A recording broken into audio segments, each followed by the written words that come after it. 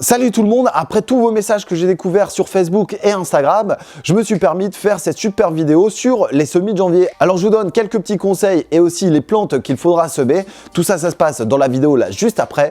À tout de suite, c'est parti!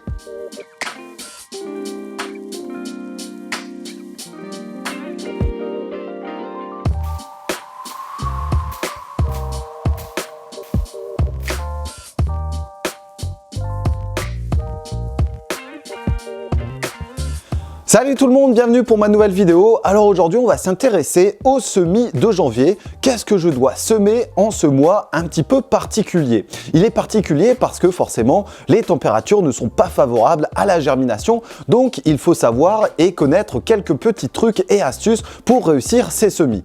La première chose, c'est qu'il y a des plantes que l'on va devoir faire à l'intérieur pour justement avoir des récoltes hâtives. Ensuite, en fonction de la zone géographique où vous vous trouvez, on va pouvoir faire des semis en extérieur ou alors des semis dans la serre. Comme vous l'avez vu certainement au travers de mes différentes vidéos, il existe différents types de semis. Un semis graine à graine où on va déposer justement une graine au fur et à mesure, quasiment tous les centimètres, voire les 2 cm. C'est le cas pour un semis de tomates si on le fait dans des plaques de semis, ou alors c'est le cas pour l'aubergine, le poivron, le piment, enfin bref, toutes ces plantes que l'on va appeler les plantes du soleil. Ensuite, on va avoir les semis en poquet, c'est le cas de la mâche, c'est le cas du cresson, c'est le cas des épinards, où on va déposer 3 à 5 graines par alvéole ou alors par trou que l'on fait dans son jardin pour justement avoir des plantes, on va dire, touffues et avoir des récoltes plus ou moins abondantes.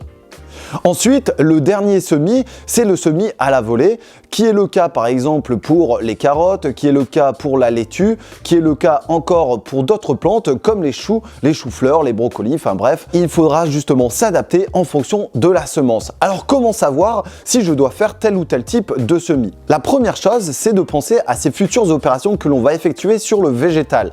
Je prends exemple de la tomate. La tomate, donc c'est une plante que l'on va produire au chaud, à la maison, donc on va la semer en janvier pour ceux qui maîtrisent un petit peu plus le cycle de production. Ensuite, on va devoir la repiquer dans un godet et ensuite peut-être la rempoter dans un plus gros contenant avant la plantation définitive dans sa serre ou alors en extérieur. La tomate est une plante que l'on va individualiser assez vite pour qu'elle puisse se développer correctement et avoir justement, encore une fois, une plante la plus grande possible au moment de la plantation, c'est-à-dire courant avril dans la serre ou alors mai en extérieur. Je vais prendre maintenant l'exemple du chou-fleur. Déjà, la première particularité, c'est que les graines sont assez petites. Ensuite, pour avoir une homogénéité au niveau des semis, on va faire son semis à la volée, donc c'est-à-dire on va épandre des graines dans sa terrine de semis pour justement les repiquer. Et cette action de repiquage a une importance significative puisqu'elle va permettre justement l'apparition de nouvelles racines pour le végétal et donc un ancrage racinaire plus important qui va permettre justement d'avoir des plantes assez rapidement. Je vous propose qu'on fasse un point sur les plantes à mettre dans la maison, c'est-à-dire au chaud, et les plantes que l'on va pouvoir semer en extérieur ou alors dans sa serre, qui est mon cas.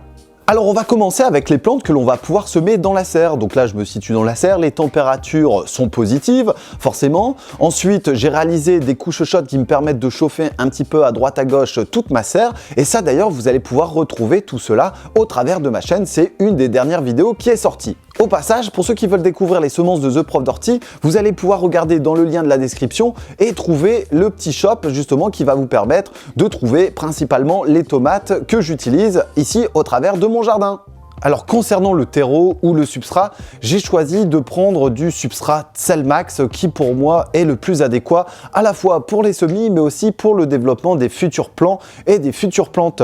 Donc là je vous laisse découvrir ça dans le lien sous la description de la vidéo. Alors les premières semences à semer dans sa serre, ça va être les carottes et les radis et également les salades. On va les mélanger à 3 pour justement faciliter la récolte, faciliter l'éclaircissage et avoir des légumes dans 2 mois. Donc on va pouvoir récupérer les radis au fur et à mesure de leur croissance et les feuilles de salade, on va les arracher pour justement permettre aux carottes de se développer. Ici, ce n'est pas un semis à la volée, c'est un semis en ligne à graines serrées.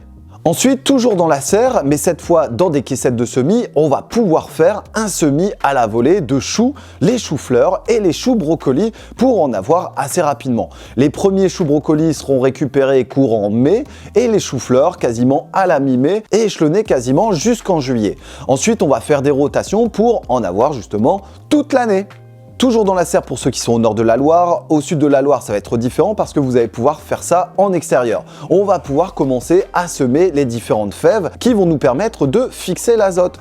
Donc les fèves, c'est une croissance assez rapide, comme le haricot ou alors le petit pois. Ceux-là, on va attendre un petit peu avant de les semer.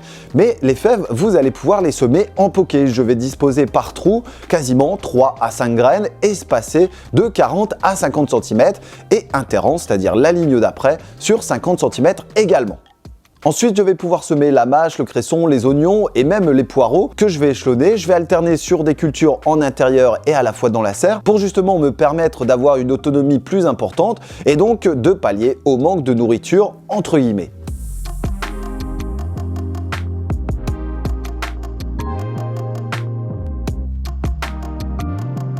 Alors maintenant, on va s'attaquer aux légumes que l'on va mettre à l'intérieur dans la maison. La première variété à semer, ça serait l'aubergine qui a une croissance assez longue et une germination assez longue aussi.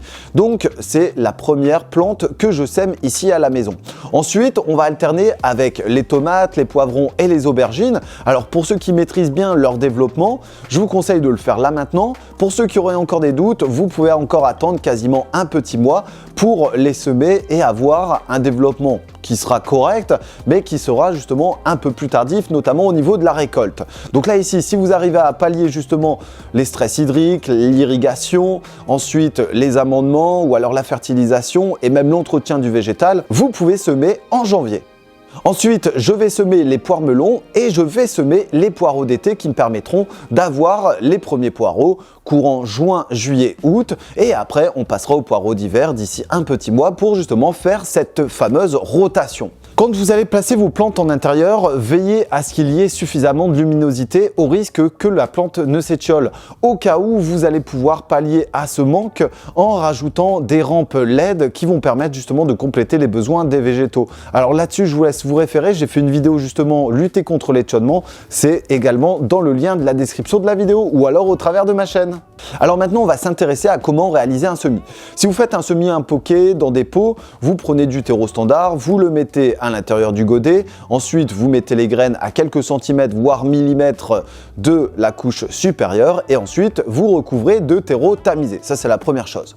Si vous faites une terrine de semis, vous allez devoir procéder par étapes. La couche grossière, c'est-à-dire ce que je récupère dans mon tamis, du tout venant, ce que je prends de mon sac et je remets au-dessus, une couche tamisée et ensuite je viens déposer mes graines, graine à graine, pour faciliter le repiquage.